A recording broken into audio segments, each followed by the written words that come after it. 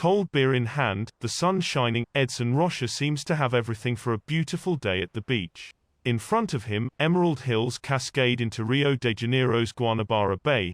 To the right is the Brazilian seaside city's majestic Sugarloaf Mountain. Above, the iconic Christ the Redeemer statue outstretched his arms, as if to embrace the perfect beauty of it all.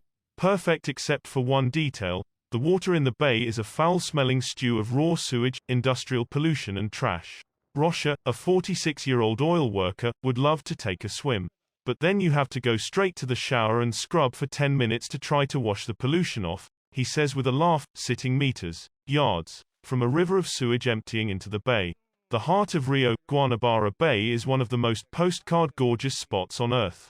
But urban sprawl has blighted the landscape, and bathers prefer less polluted beaches like Copacabana, on Rio's Atlantic coast. Home to 12.5 million people, the bay's watershed system has long been a dumping ground for garbage, toxic chemicals and sewage, 54.3% of which goes untreated. Now, after decades of failed fixes, Rio state authorities say they have a solution.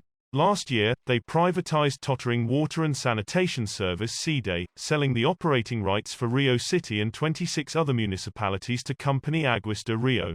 The new operator promises to invest billions to do what no one has managed yet: clean up Guanabara Bay.